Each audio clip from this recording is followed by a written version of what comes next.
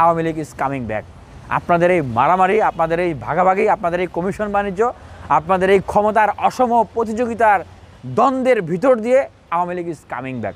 Sheikh Hasina just India থেকে মাথাটা তুলে দেখতেছে আপনাদের কীর্তিকলাপ, কাণ্ডকীর্তি দেখতেছে যে কারা বাংলাদেশে কী করতেছেন। আর একটু বেশি লাইগা যাবেন, দেখবেন যে ফাঁক দিয়ে আওয়ামী লীগ ঢুকে গেছে। আওয়ামী লীগ যখন ঢুকে যাবে তখন বুঝবেন কত ধানে কত চাল। আওয়ামী লীগের নৃশংসতা, আওয়ামী লীগ মানে তো আওয়ামী লীগ না, এটা সবাই আমরা জানি। আওয়ামী লীগ মানে এখানে ইন্ডিয়া, বিজেপি সরকার, সুতরাং আওয়ামী লীগকে এত সহজ ভাবার কিছু নাই। নিষিদ্ধ করে দিচ্ছেন, আওয়ামী লীগ নাই হয়ে গেছে, শেষ হয়ে গেছে, না। আওয়ামী লীগ মানে তো আওয়ামী লীগ না। বিজেপি সরকার কি শেষ হয়ে গেছে? কি শেষ হয়ে গেছে? শেষ হয়ে যায় নাই। এখানে বাংলাদেশের ডিজিএফআইয়ের যে কার্যালয়, তার উপরে 2টা তালাই ছিল। কার তালা ছিল? কাদেরকে দেওয়া হয়েছিল? ডিজিএফআইকে, কে দেওয়া হয়েছিল। তাহলে ডিজিএফআইয়ের কার্যালয়ে কীভাবে থাকে, তাদের অফিস কীভাবে থাকে? বোঝেন নাই? এত সোজা না। আমাদের যে স্লোগান দিল্লি না ঢাকা, এই স্লোগান এখন শোনেন। আগে তো প্রত্যেকটা মিছিলে মিছিলে এই স্লোগান হইতো, দিল্লি না ঢাকা, দিল্লি না ঢাকা, আবু সাইদ মুগ্ধ। এখন এই স্লোগান হয়?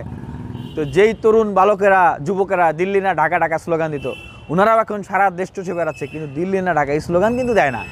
মানে কি? ক্ষমতার জন্য সবাই কিন্তু তলে তলে তলে তলে ছাড় দেয়, তলে তলে আপোষ করে। তো সেই জায়গাটায় বলবো যে কোনো আপোষ করা যাবে না। আমাদের এই যে 24-এর অভ্যুত্থান, এই যে আমাদের নতুন বাংলাদেশ, নতুন বাংলাদেশের যে স্লোগান, নতুন বাংলাদেশের যে চেতনা, সেটাই হচ্ছে দিল্লি না ঢাকা। সেটা হচ্ছে যে আবু সাইদ মুগ্ধ, শেষ হয়নি যুদ্ধ।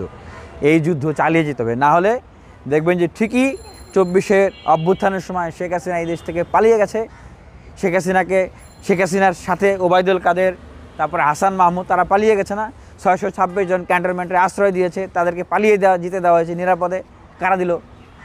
এই যে বিশেষ ইউনিফর্ম পরা লোকরা 5 আগস্টের আগে পরে এয়ারপোর্ট দিয়ে পালিয়ে যায় নাই, বিভিন্ন বন্দর, স্থলবন্দর দিয়ে পালিয়ে যায় নাই? গেছে তো। কিভাবে গেছে? হিন্দিতে কথা বলতেছে, গুলি করতেছে, তারা পালিয়ে যায় নাই? শেখ হাসিনা তো এতক্ষণ কোথায় থাকার কথা ছিল? জেলখানায় থাকার কথা ছিল, তাকে কারা পালিয়ে যেতে দিছে? তো তারা কি এই সরকার স্টেট মেকানিজমের ভিতরে নাই? আছে। তারা কি করবে? তারা কি বসে বসে আঙুল চুষবে?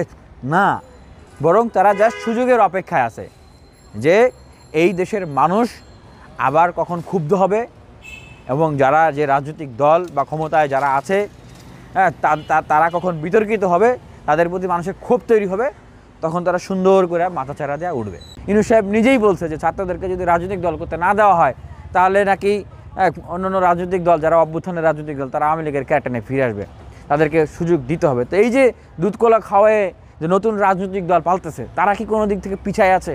তারাও তো কোনো দিক থেকে পিছায় নাই। তাহলে বাংলাদেশের মানুষ আসলে যাবে কোথায়? বাংলাদেশের মানুষের আশ্রয় কোথায়? আশা কোথায়? আকাঙ্ক্ষা কোথায়? স্বপ্ন কোথায়?